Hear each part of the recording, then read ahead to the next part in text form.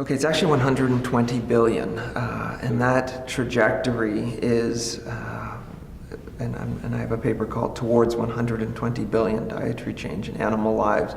And the point of that is to stress that if dietary change continues, it will be affecting more and more individual animals, not only in the sense of those animals getting raised and killed for food, but in the way they live, the intensity of their confinement, the violence of their lives. And so, again, there's nothing inevitable about that trajectory, but it's the one we're on right now if trends don't reverse. Right now, there are over 70 billion land animals killed for food every year. That's not before we count fish, which numbers are far, far greater. But 70 billion land animals killed for food every year. That is an enormous increase from just 1960. So a little more than a half century ago, there was around 8 billion animals killed for food every year. So from 8 billion to 70 billion plus today, and by 2050, it will be, again, we're on a trajectory for about 120 billion animals killed for food every year. Now, the overwhelming amount of those lives and deaths are poultry birds, and that reflects the fact that if the meatification of diets does indeed continue, if human beings continue to increase their per capita consumption of animal products, the expectation is that it's going to be coming entirely, almost all of that growth will be entirely driven by industrial livestock production, principally of poultry, and within poultry, principally chicken, and then also pigs. So today, pigs and poultry are responsible for over 70% of all animal flesh produced by volume, and they will be responsible for virtually all future growth. And again, poultry being the biggest driver of future growth, and because poultry birds are smaller than pigs or cattle or goats or sheep, poultry birds are smaller. Their turnover time is quicker, so it entails many more individual lives. So that's a big part of that growth from 70 billion to 120 billion is both the volume increases and the fact that those volume increases are expected to be disproportionately concentrated in poultry birds.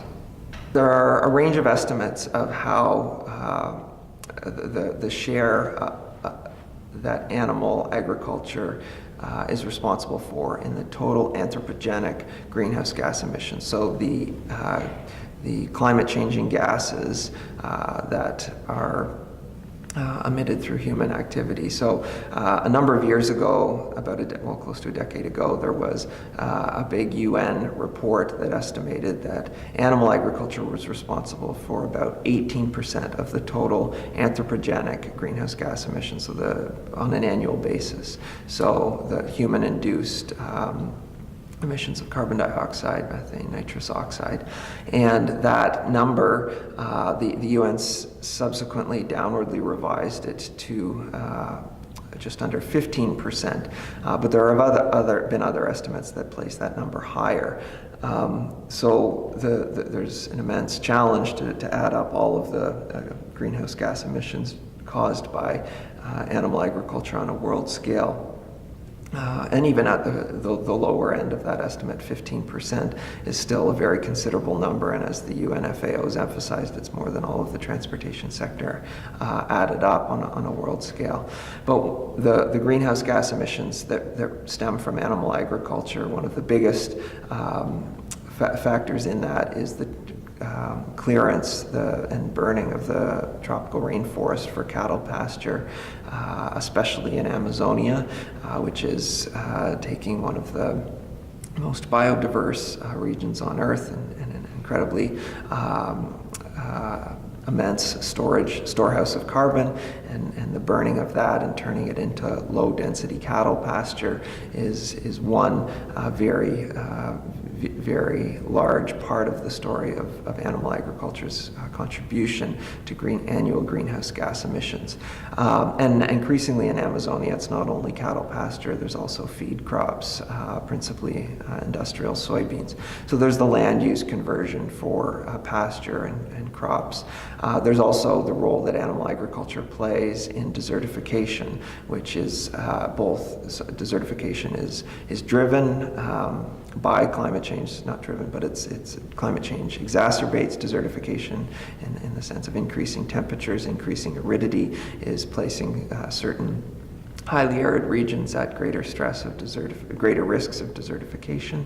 So climate change is one factor that is exacerbating desertification. Livestock is a factor also in many parts of the world that are undergoing desertification. And desertification also contributes to climate change because the soils, as they desertify, lose some of the carbon that's stored there. So that's another part of this story of greenhouse gas emissions from livestock production. But then there's beyond the extensive ranching and of pasture, both in land use clearance and land use degradation, or land degradation, there is the land use that is given to crops that are then given to animals. And so that part of the story involves all of the fossil energy that goes into the fertilizer, the pesticides, the machinery, in some cases the irrigation pumping that go into producing feed crop monocultures like corn and soybeans and feed crop monocultures occupy about close to a third of the world's arable land. So there's the fossil energy budget in all of those landscapes, which is a source of carbon dioxide emissions. Fertilizer alone is an enormous consumer of natural gas for the manufacture of synthetic nitrogen fertilizer. The manufacture of phosphorus and potassium fertilizer is fossil energy intensive in its mining, refining, often shipping over large distances. So there is a multi-dimensional fossil energy budget in industrial monocultures. And then there's a fossil energy budget as well in industrial systems of industrial livestock. Now some of that energy budget depends on the nature of energy grids that are powering factory farms, but many of them are tied to fossil energy in a range of ways, through energy grids and on-site energy generation, and they're very energy-intensive spaces, and they're running of ventilation systems and heating and cooling, on-site incinerators, and various mechanized dimensions of factory farms relate to an energy budget. So there's the energy intensity of factory farming, the energy intensity of industrial monocultures, and there's the wastefulness of all of that. So a lot of the nutritional value of crops is lost in cycling it through animals. So and then there's also the story of flatulence, animal flatulence in ruminants, widely recognized as a major emitter of methane. And the fertilizer story is also a major source of nitrous oxide emissions, which is a potent greenhouse gas, as is animal manure on a world scale, an important source of nitrous oxide. So when you add all of those emissions up, animal agriculture is a very considerable factor in greenhouse gas emissions that are emitted every year. But part of the complexity of coming at a specific number, and why some people argue the number could be much higher than 15%, is because there's a need to take count of historic land use change and not just the contemporary sort of annual emissions that happen right now, but going back in time and recognizing that animal agriculture is by far the biggest human land use.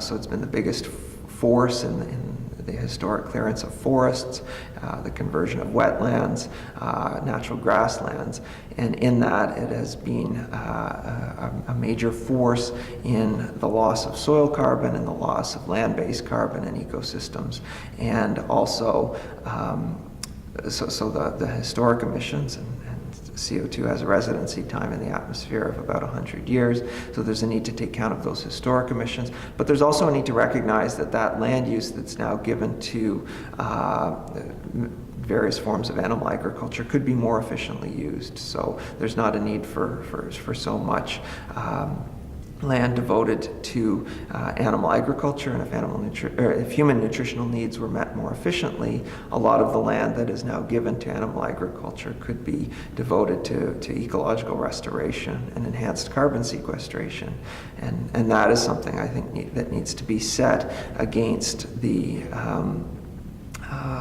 understanding of greenhouse gas emissions just in terms of their amount.